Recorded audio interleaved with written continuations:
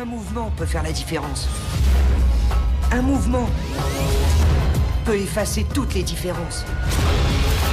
Un mouvement peut libérer toute une génération.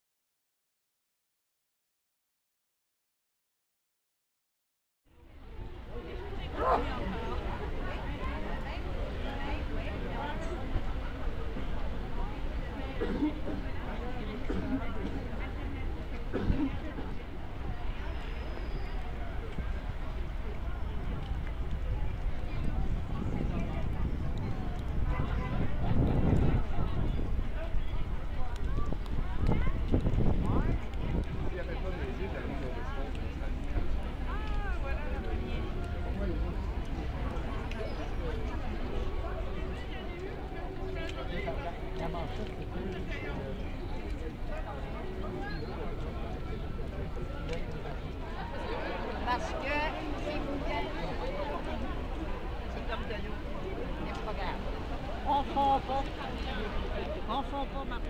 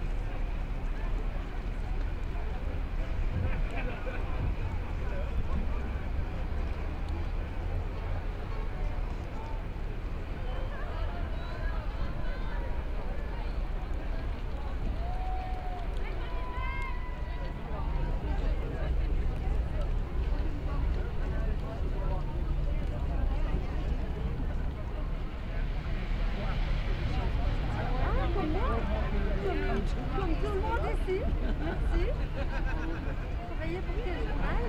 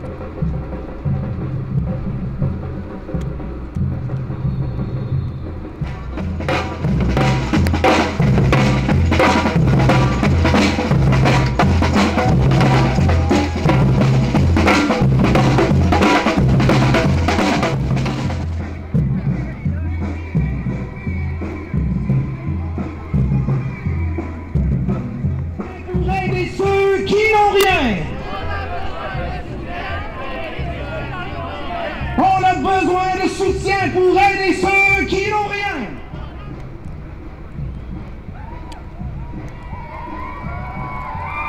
Yeah, yeah. On nous dit qu'il n'y a pas d'argent. On nous dit que le gouvernement n'a pas d'argent dans nos communautaires. Savez-vous combien ça a coûté ce projet-là, le CHUM? Avez-vous une petite idée du nombre de dollars qui a été dépensé pour le nouvel hôpital qui est en construction? 7 milliards de dollars!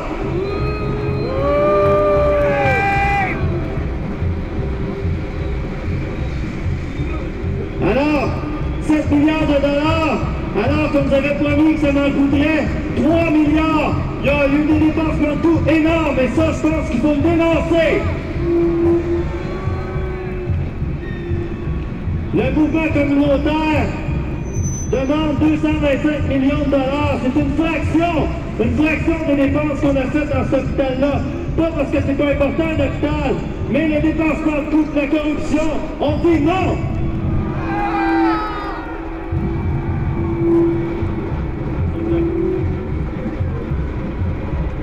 Alors, Juju Nicolas va vous parler un petit peu aussi. Bonjour tout le monde! Vous avez chaud? Ouais! Alors c'est quoi ce que nous promet le gouvernement libéral? C'est le PSD, c'est une réforme hospitalo-centriste. Qu'est-ce qu'ils nous font? Ils investissent dans des super structures, des gros hôpitaux. Et qu'est-ce qu'ils font? Ils coupent dans la santé publique. Ils refusent de financer les organismes communautaires à la hauteur de nos besoins. La santé publique, c'est 2% du budget de la santé au Québec. C'est rien du tout. La santé publique, c'est ce qui devrait être le plus important aux yeux du ministre Barrette. S'il s'intéressait vraiment à la santé des Québécois et des Québécoises, c'est dans la santé publique, c'est dans les organismes communautaires qu'il faudrait investir. Alors, on sait très bien que chaque dollar qui est investi en prévention en rapporte beaucoup plus en économie au niveau des coûts biomédicaux. Ce qu'on demande aujourd'hui au Dr Barrette, au Premier ministre Couillard, c'est de financer adéquatement nos missions. C'est le travail dans les communautés, auprès des personnes les plus vulnérables. C'est ce travail-là qui fait une différence et qui améliorera la santé des Québécois et des Québécoises. Ce qu'on demande aussi, c'est d'arrêter de couper dans les services publics. Arrêtez d'attaquer nos programmes sociaux. Arrêtez de faire ce qui a fait que le Québec s'est démarqué dans les dernières années. Tous les progrès de santé qu'on a eus dans les 100 dernières années, c'est quasiment que pour des améliorations dans nos conditions de vie. Les investissements dans le biomédical, dans les méga hôpitaux, dans les médicaments, dans les salaires des médecins spécialistes, c'est que dalle.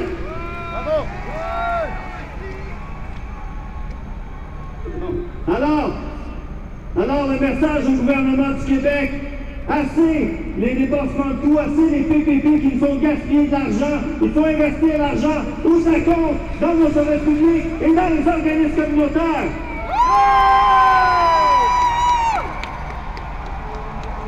Bravo! Alors on poursuit notre marche jusqu'à la place des festivals, tout le monde. On continue, on bouge.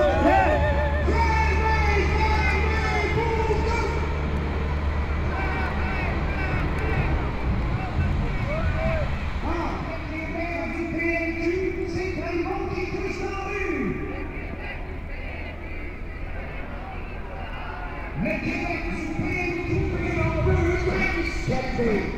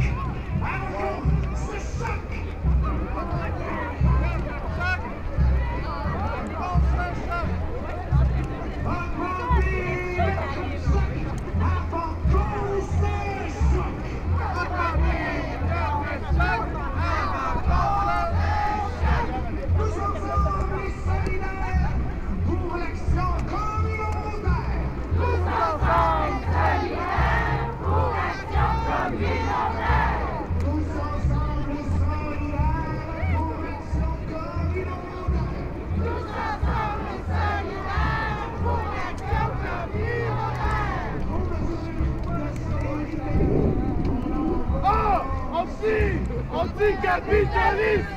Ah! Anticapitaliste! Ah! Anticapitaliste! Ah!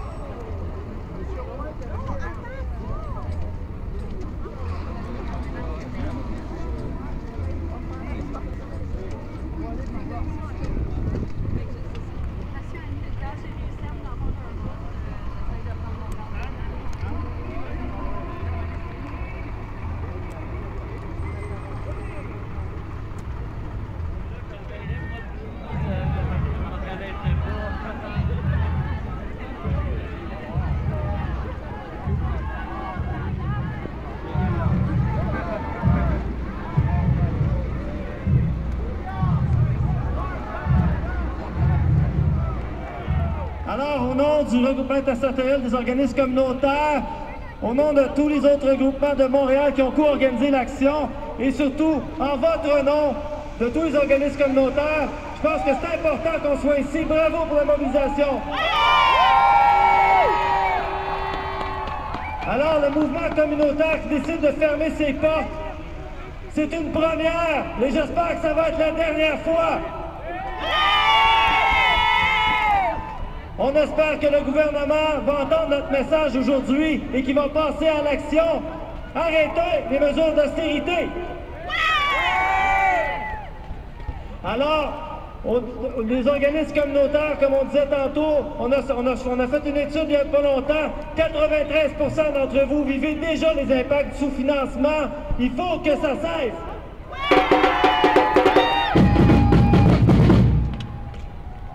Il y a M. Couillard qui est ici en fin d'après-midi. J'espère qu'il va entendre notre message aujourd'hui. J'espère que Mme Charlebois, la ministre responsable, et tous les autres ministres du gouvernement Couillard qui s'occupent des organismes communautaires, notre message, c'est « ça suffit l'austérité » et donnez-nous ce qu'il faut pour aider des milliers et des milliers de Québécoises et Québécois.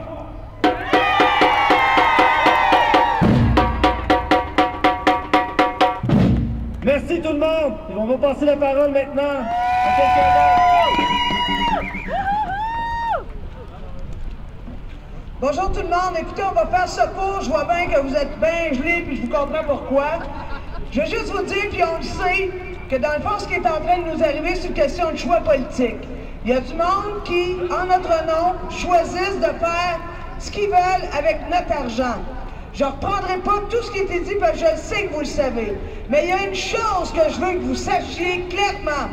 C'est que l'austérité, ça commence par une maladie du remboursement de la dette de remboursement de la dette alors qu'on n'ose pas aller chercher une scène dans les poches de ceux qui en ont. Je parle pas de la classe moyenne. La classe moyenne, c'est nous autres qui payent aussi. Je parle des grosses compagnies, je parle des banques, je parle des entreprises qui font de l'extraction minière. Toutes les lois qui ont été votées dans les 20 dernières années n'ont pas été en faveur du peuple. Pourquoi? Ben parce qu'ils aiment ça, enrichir les riches. Québec solidaire a essayé il n'y a pas plus tard que 2 semaines de leur demander d'attendre 1 an avant de procéder au remboursement de la dette. 1 an. Pas qu'on est contre le remboursement de la dette, mais qu'on est contre que ça se fasse sur notre dos. Ben, on était 3 à se lever pour dire qu'il fallait retarder d'1 an. Alors moi, je veux de la solidarité, mais j'en veux une vraie, j'en veux dans la rue, et de grâce, lâchez pas! Merci, Manon. Nous, à Québec solidaire, nous sommes tout particulièrement très fiers de la mobilisation que vous êtes en train de faire aujourd'hui, hier et qui va continuer demain. Nous savons combien c'est difficile pour vous de fermer les organismes communautaires pour manifester, parce que vous donnez des services directement à la population. La population a besoin de vous, mais vous avez raison de vous mobiliser aujourd'hui et demain, parce que vous vivez le sous-financement chronique, vous vivez l'exploitation d'un gouvernement qui a décidé de vous transférer les fardeaux des problèmes sociaux vers vous parce que vous êtes sous-payés. Moi, personnellement, j'ai travaillé 15 ans dans le mouvement communautaire.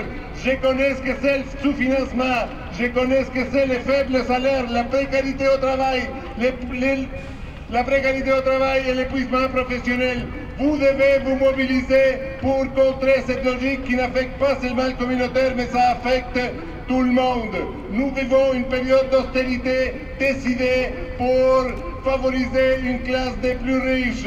Nous, à Québec solidaire, nous disons non. Nous devons nous mobiliser pour le bien commun de tout le monde. Aujourd'hui, c'est une autre preuve que le mouvement communautaire peut se mobiliser pour la défense de ses conditions de vie, mais aussi pour la défense des conditions de vie de la population. Les gouvernements s'attaquent directement au fondement même de l'action communautaire. Pour la première fois, il y a un ministre, un banquier, le ministre des Finances, Leitao, qui a dit que le communautaire pouvait faire les tâches des services publics à moindre salaire. C'est ça l'austérité, c'est l'exploitation pour tout le monde. Et nous, à Québec solidaire, on dit non. Et on vous invite à vous mobiliser avec l'ensemble du mouvement social, avec les syndicats, avec les gens dans les groupes communautaires, avec le secteur de l'environnement, pour faire un front commun, pour faire une large coalition qui va faire en sorte de développer un rapport de force et obliger ce gouvernement à nous écouter. Bravo pour votre mobilisation et on ne lâche pas, on continue.